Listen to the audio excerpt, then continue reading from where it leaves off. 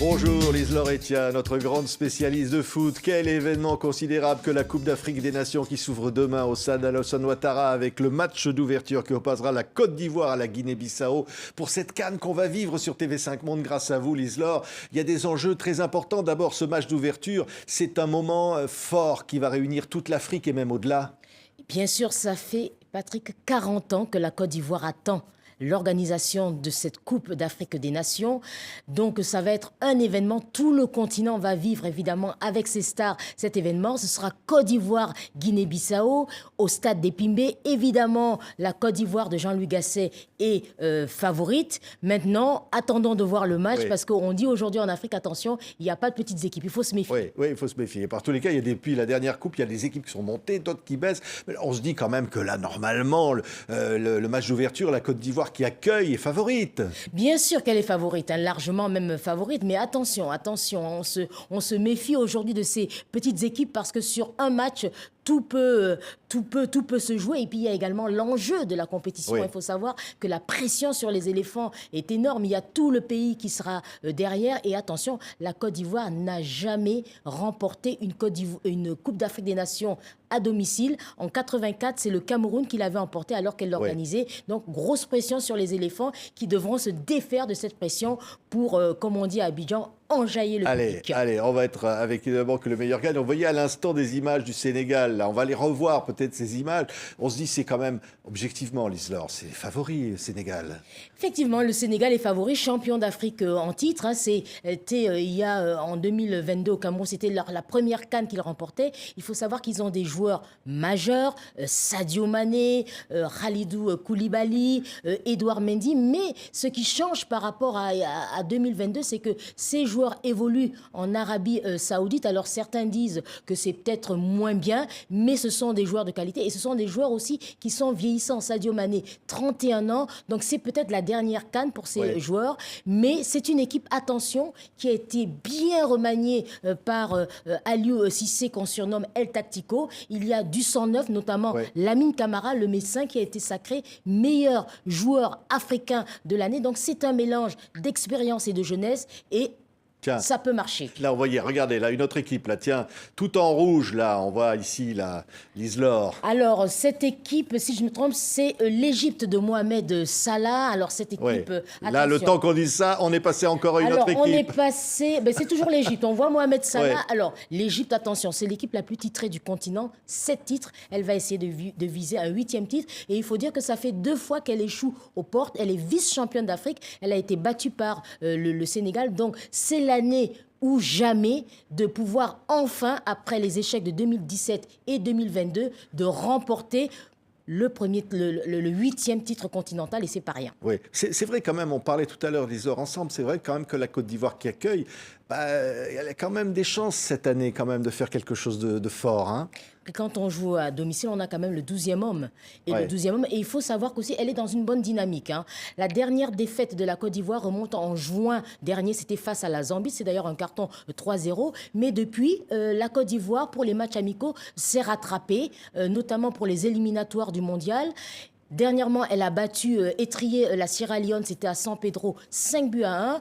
Donc, en Côte d'Ivoire, je veux dire, on est confiant. Maintenant, comme je dis, Patrick, attention, ce match d'ouverture, à ne pas se faire piéger. Non, mais là, quand même, avec un nouvel entraîneur, le Maroc va être au rendez-vous. Nos amis marocains, là, ils ont des joueurs extraordinaires. Alors, le Maroc, attention, c'est l'équipe qui a marqué quand même la dernière Coupe du Monde. C'est la première équipe africaine à être arrivée en demi-finale. On voit d'ailleurs Achraf Hakimi, qui est l'un des artisans de ce parcours des Lions de l'Atlas en Coupe du Monde.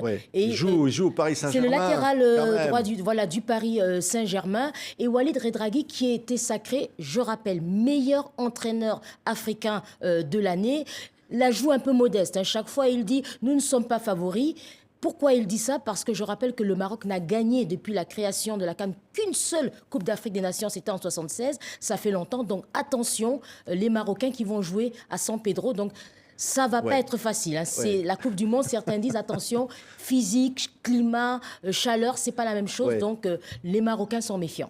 Quand même, quand on a par exemple dans une équipe Nigeria, évidemment le Nigérien qui est le plus grand joueur du monde, on va dire évidemment Victor Osimhen, on a des chances aussi quand même quand on a une star comme ça, non? Ah ben oui, c'est vrai que le Nigeria, c'est l'équipe qui a l'un des meilleurs attaquants du monde. Mais le Nigeria, ce n'est plus la période d'il y a quelques années avec Djedje Okocha.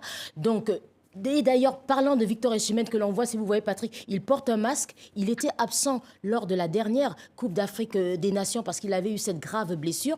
Donc, il aura peut-être à charge de revanche de porter les Super Eagles du Nigeria avec d'autres attaquants comme Chukwueze. Donc, le Nigeria est un outsider, mais attention, il faut se méfier. Et d'ailleurs, deuxième match, ce sera contre la Côte d'Ivoire. Ce sera une affiche. Ah oui, l'Égypte, tiens, on en parlait tout à l'heure quand même. Mohamed Salah, lui aussi récompensé, un des plus grands joueurs du monde. Hein. Alors Mohamed Salah, il affole tout simplement les statistiques à Liverpool. C'est vraiment le joueur. D'ailleurs, son entraîneur Jürgen Klopp a déclaré qu'il n'était pas très content de le voir partir parce que c'est un joueur clé, mais il a été double ballon d'or. Seul problème pour Mohamed Salah, c'est qu'il n'a jamais, avec l'Égypte, remporté un titre continental.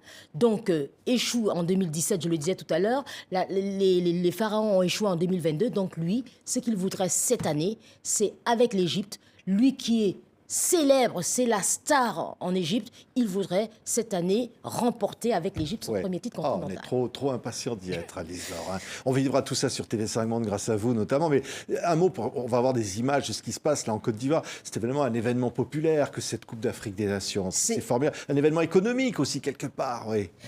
C'est un événement. La CAN, c'est vraiment l'un des plus importants événements pour le continent. Et pour la Côte d'Ivoire, il faut savoir qu'en 2002, je rappelle, il y a eu la guerre. Donc ça va être un événement fédérateur.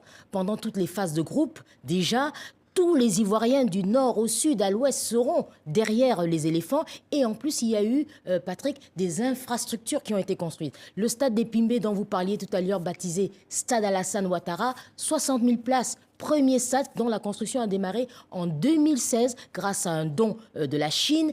Dans les villes, il y a Yamoussoukro avec sa grande basilique, attrait touristique, mais également un nouveau stade. Bouaké, qui était le fief de la rébellion, nouveau stade, risque de retrouver son prestige d'antan. Et aussi San Pedro, qui n'avait pas de stade, qui est un stade maintenant aux normes FIFA, à l'ouest du pays, cette belle ville, belle cité balnéaire, et qui a désormais une route qui va permettre de joindre Abidjan à San Pedro sans passer par Gagnoa. Donc, la Côte d'Ivoire, je dirais, là, va faire de cette Coupe d'Afrique des Nations une vitrine. C'est un enjeu considérable. Oui. On voit des images du stade.